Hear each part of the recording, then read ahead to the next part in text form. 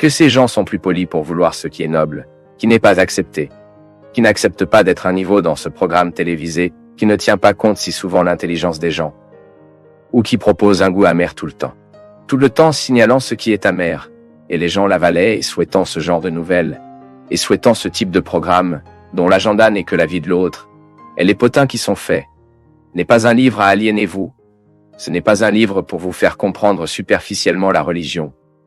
Non, approfondissons. Jean-Paul II nous a déjà invités à cela. Jetons nos réseaux dans des eaux plus profondes. Plus de superficialité. Il s'agit d'assurer notre salut. C'est pour permettre aux soins de Dieu dans nos vies d'être avec les soins que nous avons avec nous-mêmes. Le soin que Dieu joue en nous passe par l'expérience de nos soins personnels. Tout comme la mère s'occupe de son fils et fait tout ce que cet enfant grandit, Dieu prend également soin de nous. Dans une dimension spirituelle, nous ne pouvons ni sonder ni savoir en totalité. Je n'ai même pas comment évaluer combien Dieu prend soin de moi. Mais je peux évaluer combien je corresponds à ses soins, au moment où je vis. J'ai besoin de correspondre aux soins de Dieu dans ma vie. J'ai besoin d'avoir une attitude jalouse pour qui je suis. J'ai besoin de veiller sur mon sacerdoce. J'ai besoin de surveiller les cadeaux que Dieu m'a donnés. J'ai besoin de veiller sur ma santé. J'ai besoin de surveiller ma liberté. J'aime dire chaque fois que je fais confiance à divine providence, mais je regarde des deux côtés avant de traverser la rue.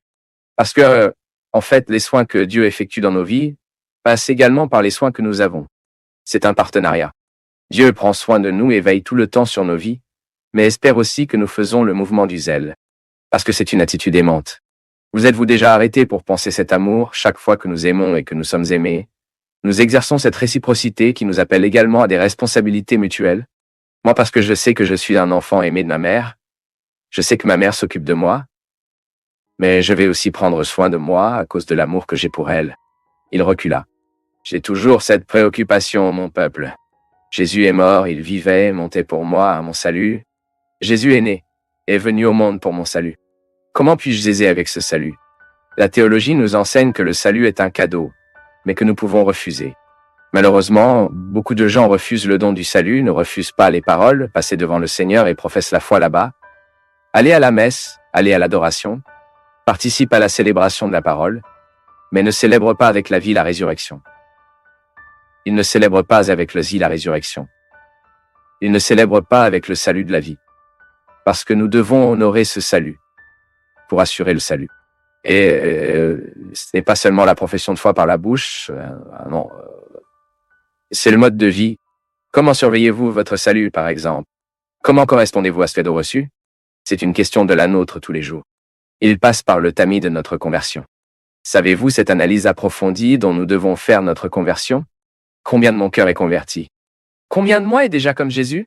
Parce que c'est la conversion.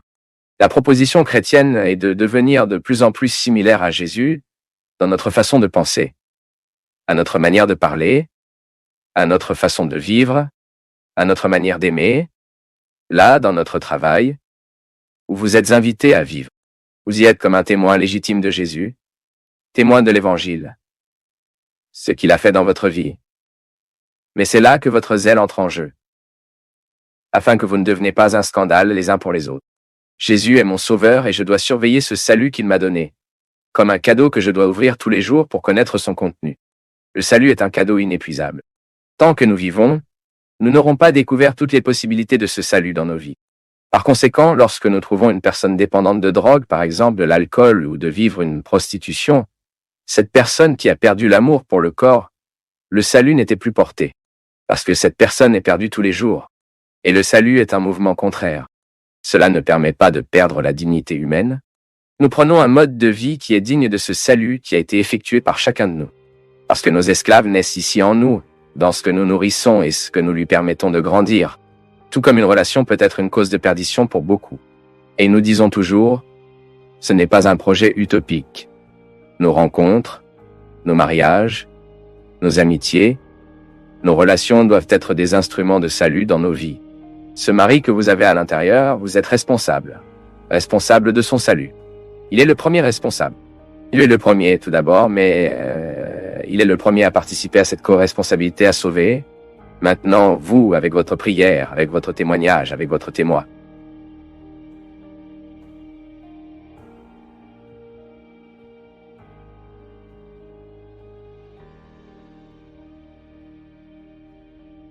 Nous du Path of Faith sommes heureux d'être avec vous en ce moment. Partagez vos perceptions sur le sujet d'aujourd'hui dans les commentaires, montrez votre soutien en aimant la vidéo et partagez-la avec vos amis. Abonnez-vous à la chaîne pour rester connecté avec nous et ne pas manquer nos nouvelles vidéos.